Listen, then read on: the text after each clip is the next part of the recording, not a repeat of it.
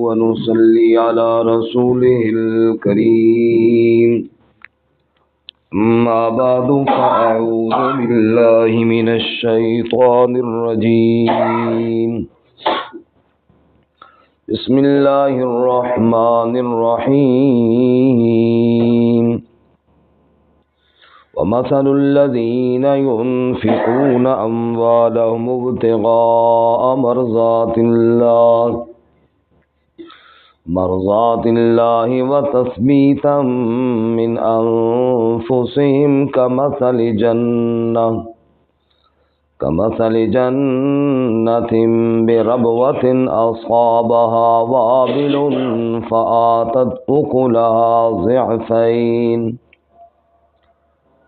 فإن لم يصبها وابل فطل والله بما تعملون بصير.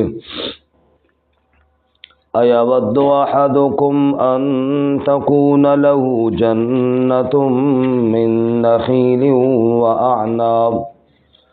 وأعناب تجري من تحتها الأنهار له فيها من كل الثمرات وأصابه الكبر وله ذرية ضعفاء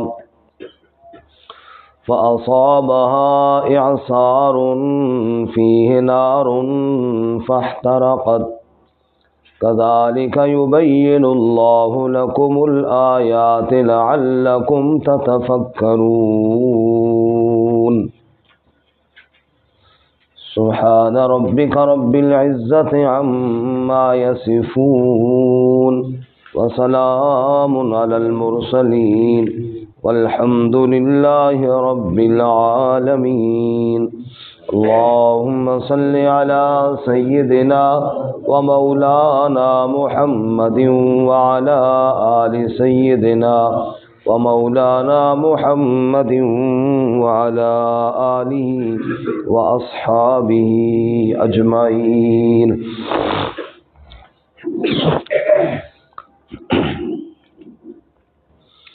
معزز سامعین،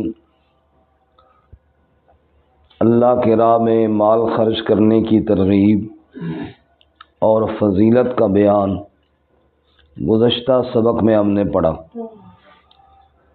جو شخص اللہ کی راہ میں مال خرچ کرتے ہیں ان کی مثال اس دانے کی طرح ہے جو زمین سے 7 سٹے لے کر باہر آیا اور ہر سٹے اور خوشے میں 100 دانے ہوں تو ایک دانے کے 700 بن گئے.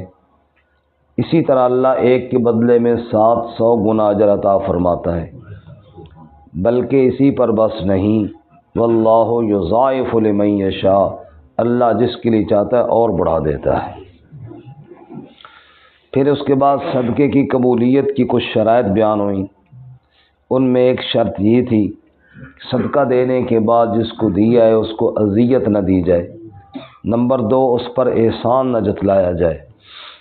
اور نمبر 3 ریاکاری اور دکھلاوا نہ ہو. اچھی بات کہہ دینا اس صدقے سے بہتر ہے جس صدقے کے بعد اذیت دی جائے. پھر آگے اللہ تعالیٰ نے ریاکار آدمی کے صدقے کی ایک مثال بیان ارشاد فرمائی. فرمایا جیسے ایک پتھر ہو، اس کے اوپر کچھ مٹی پڑی ہو اور پھر بارش جب آئے، زور کمی پڑے تو مٹی ساری بہہ جاتی ہے اور پتھر صاف ستھرا ہو جاتا ہے. ایسے ہی صدقے کا ثواب بھی سارا ضائع ہو جاتا ہے جب ریا کا مینہ پڑتا ہے. جب ریاکاری اور دکھلاوا آ جائے اجر کوئی بھی باقی نہیں رہتا. آج کے سبق میں ایک اور مثال ہے ان لوگوں کی جن لوگوں نے اللہ کی رضا کے لیے صدقات دیے.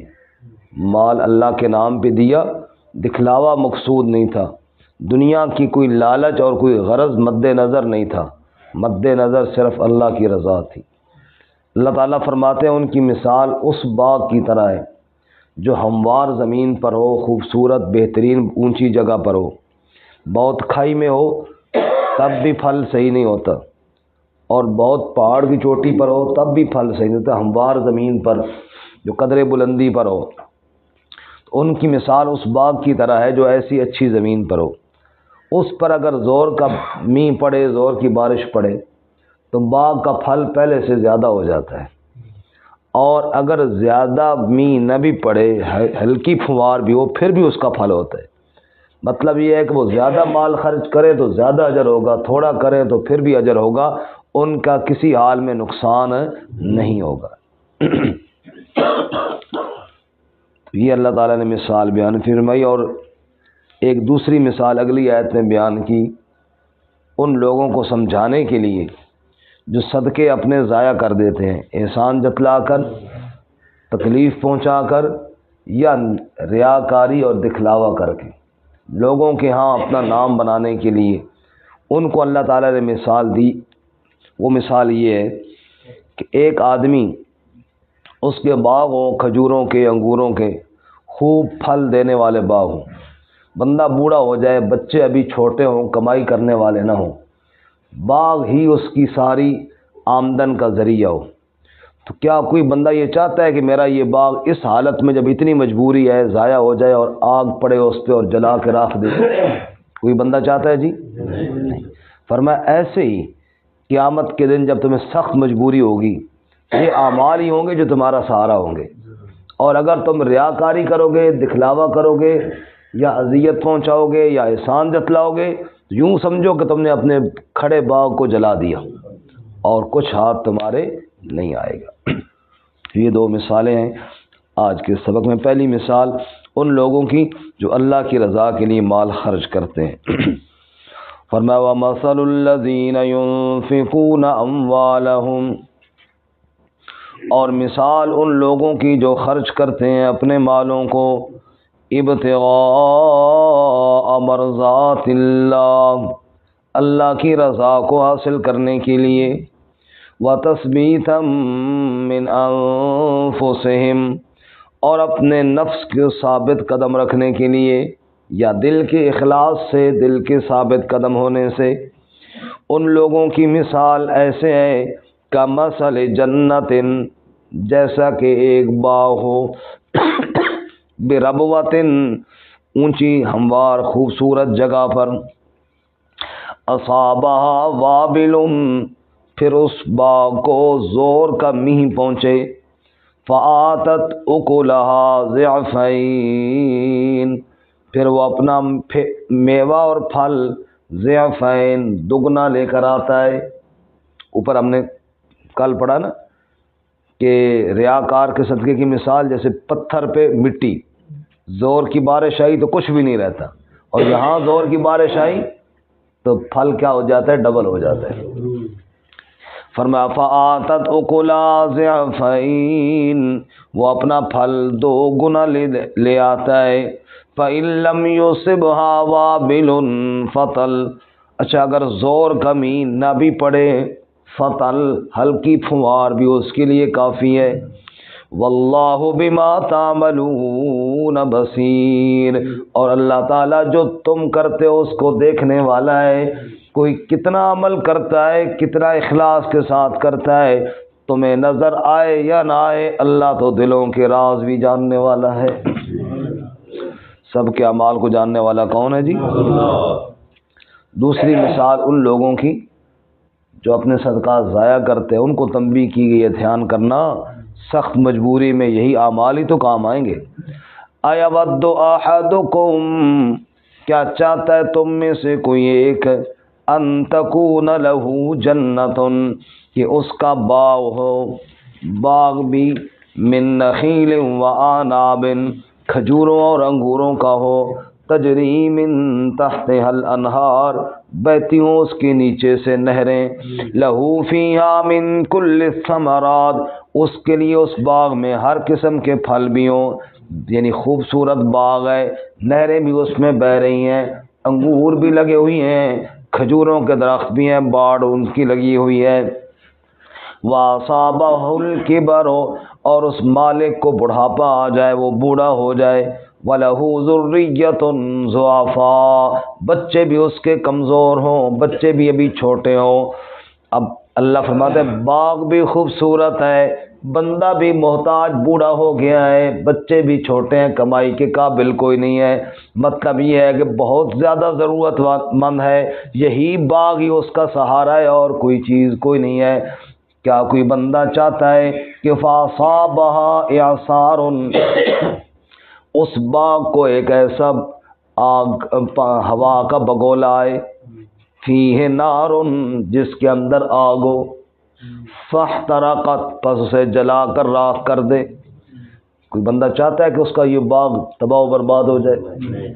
اللہ فرماتے ہیں جیسے دنیا کے اندر اس حالت اور مجبوری میں تم اپنا مال ضائع کرنا نہیں چاہتے، کل قیامت کے دن تو تمہارے پاس اور کوئی چیز نہیں ہوگی، ہاتھ خالی ہوں گے، پیسہ نہیں ہوگا، یہی اعمال تو ہوں گے جو تمہارے کام آئیں گے، اور اگر تم نے ریاکاری کی، دکھلاوے کے ساتھ صدقے کیے، سمجھو تمہارے باغ کھڑے ہوئے جل گئے ہیں، کوئی ہاتھ نہیں آئے گا۔ کذالک یبین اللہ لکم الآیات، اسی طرح بیان کرتا ہے اللہ تمہارے لیے آیتوں کو، لعلکم تتفکرون، تاکہ تم اس میں غور و فکر کرو۔ اللہ تعالیٰ میں غور و فکر کرنے کی توفیق عطا فرمائے۔ ترجمہ دوبارہ سنیں۔ وَمَثَلُ الَّذِينَ يُنفِقُونَ أَمْوَالَهُمُ ابْتِغَاءَ مَرْضَاتِ اللَّهِ، اور مثال ان لوگوں کی جو خرچ کرتے ہیں اپنے مالوں کو اللہ کی رضا حاصل کرنے کے لیے، وَتَثْبِيتًا مِّنْ أَنفُسِهِمْ، اور ثابت قدمی اپنے نفسوں سے، کَمَثَلِ جَنَّةٍ، جیسا کہ ایک باغ ہو، بِرَبْوَةٍ، اونچی جگہ پہ ہو، أَصَابَهَا وَابِلٌ، اسے زور کمی آئے، فَآتَتْ أُكُلَهَا ضِعْفَيْنِ، وہ اپنا میوہ اپنا پھل 2 گنا لے کر آئے، فَإِن لَّمْ يُصِبْهَا وَابِلٌ فَطَلٌ، بس اگر اسے زور کمی نہ بھی پہنچے، ہلکی پھوار اور ہلکی بارش ہی کافی ہے، واللہ بما تعملون بصیر، اور اللہ تعالیٰ جو تم کرتے ہو اس کو دیکھنے والا ہے۔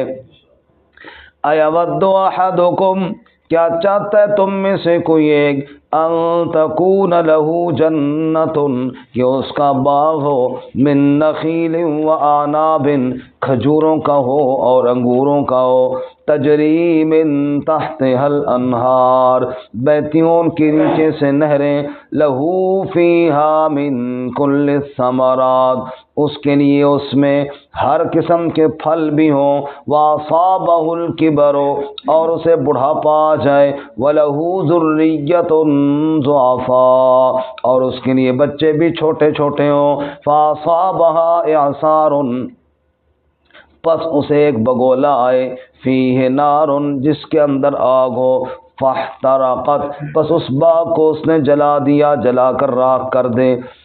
کذالک یبین اللہ لکم الآیات، اسی طرح اللہ بیان کرتا ہے تمہارے لیے آیتوں کو، لعلکم تتفکرون، تاکہ تم ان میں غور و فکر کرو۔